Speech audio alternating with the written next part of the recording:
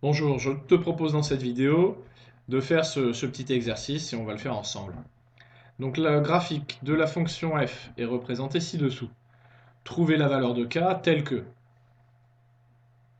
la limite quand x tend vers k de la fonction existe, f de k existe aussi, et f ne soit pas continu en x égale k. Alors déjà, on voit que cette valeur de k, c'est une valeur d'abscisse. Là, on voit, on a l'indice x tend vers k, donc on est bien en train de chercher à trouver k sur l'axe des abscisses. Donc on cherche une abscisse. Ensuite, on cherche une abscisse qui va respecter plusieurs conditions.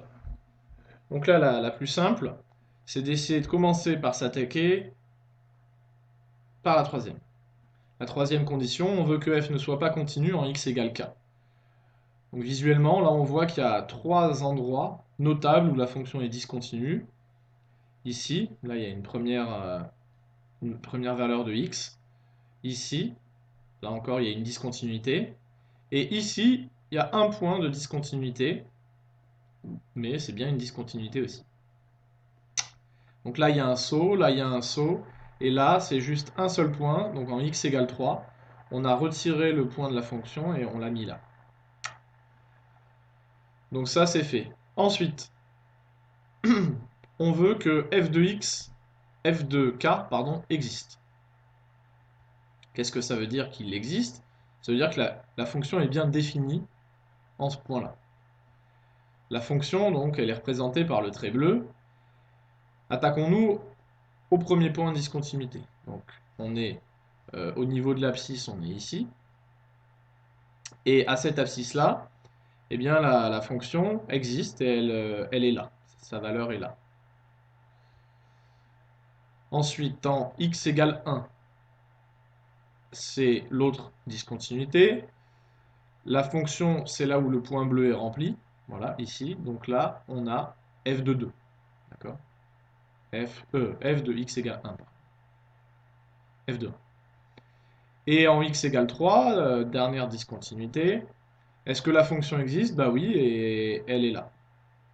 Donc le point bleu est là, pardon, hop. Et donc ça, c'est f de 3, x égale 3. Donc ça, on vient de le faire aussi. Donc là, pour l'instant, on a trois valeurs de k.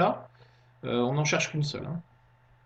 Donc on va s'attaquer à la dernière condition. On veut que la limite quand x tend vers k de la fonction existe. Alors celle-là, on va espérer qu'elle nous élimine deux endroits. Alors, on s'attaque à la première discontinuité. La limite quand x tend vers k. Et bien là, on voit qu'il faut distinguer deux types de limites. Celle quand on arrive par la gauche et celle quand on arrive par des valeurs par la droite. Donc là, on voit que la limite quand x tend vers k, quand x tend vers cette valeur, là, elle n'existe pas. Elle n'existe pas parce qu'il faut différencier la limite quand je viens de la gauche et quand je viens de la droite. Donc ici, elle n'existe pas. Pour ce point-là, c'est un saut. Donc pour la même raison qu'ici, elle ne va pas exister. La limite quand on arrive par la gauche, elle est là. Alors que la limite quand on arrive par la droite, elle est là. Donc en x égale 1,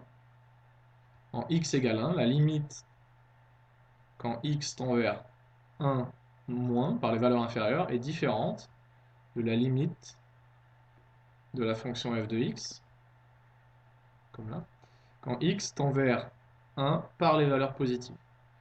Donc la limite quand x tend vers 1 tout court n'existe pas.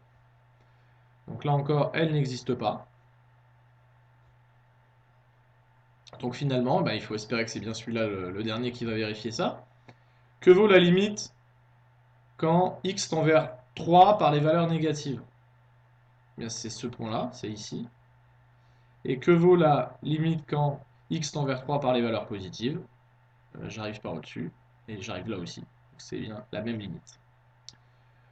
Donc au final, donc là les traits se superposent un peu, mais je ne sais pas si vous voyez, si je prolonge ici, hop, j'arrive en y égale 1. Donc la limite, je peux l'écrire à côté, la limite de la fonction f quand x tend vers 3 est égale à, on l'a vu, 1. Donc elle existe et elle vaut 1.